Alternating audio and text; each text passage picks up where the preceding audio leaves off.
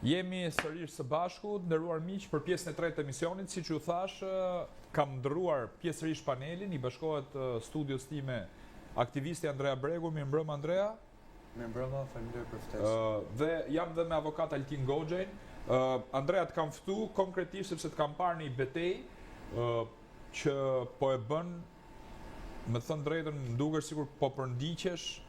Mund na shpjegosh diçka më shumë nga kjo çështje, të kanë çuar në gjykatë apo jo? Pastaj nga ana juridike do pyes avokatin.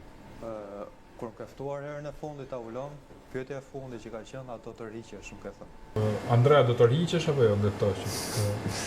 Unë do ta vazhdoj akoma më shumë. Dhe ke edhe fakte tjera?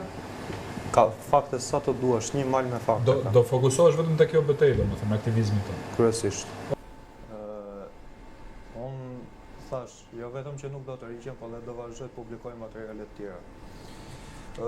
Materiali I parë që publikova ishte kjo Bas Rogash, Gjenika Rajt, Altino Azize, disa mëzyret dhe të tjerëve.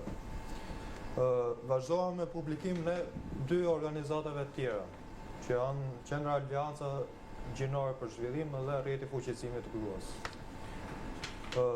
Menjëherë pas këtij publikimi, rreth 2 javë më vonë pas këtij publikimi në muajin nëntor, marr vesh nga ky kallëzim që më është bërë, që ky kallëzim është përgatitur që në muajin dhjetor të 2025-s, pra 2 javë më vonë pasi publikova databazën e rrogave të pjesës së dytë. Pasi ke qenë këtë emision? Po. Unë kallëzohem nga dy organizata dhe dy persona, Mirela Arqimandriti dhe Ines Leskaj.